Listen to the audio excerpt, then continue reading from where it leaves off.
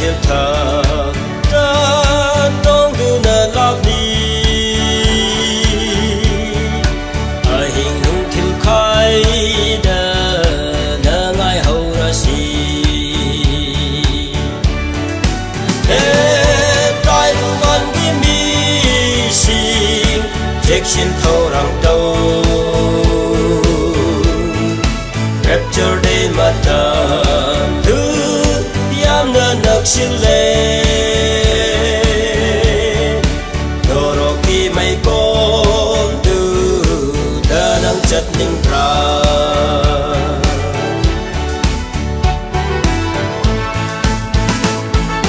đồ kỳ mây con đã chất ninh ra bờ đi nắng kỳ bắp sinh phụ na mắc buộc mình hong lo adu na trabadi awa ba oini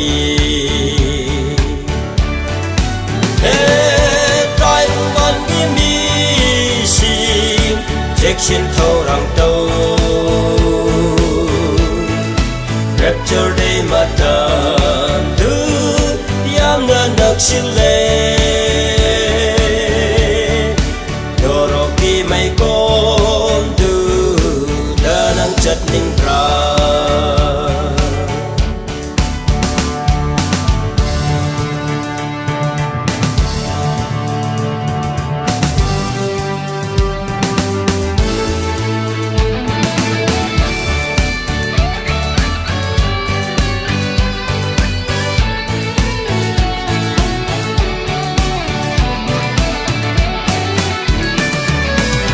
maruk na haktum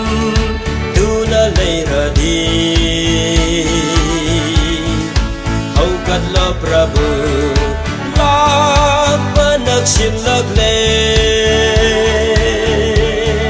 sarga di thongan da hep tu na lay re trai ngon di mi xin check xin thâu răng đâu rapture day mà tạm thứ yam na nak xin lệ đồ kỳ mây con từ đã nắng chất ninh ra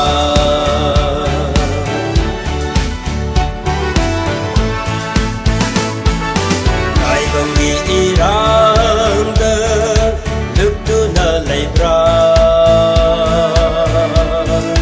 ni ngam da ba ma dam soi da na lak ni matam lay ri ngai da buk ning hong ho ro tai ngon đi mi xin check xin thâu răng đâu rapture day mà tạm thứ yam na nak xin lệ đồ kỳ mây con từ đã nắng chất ninh ra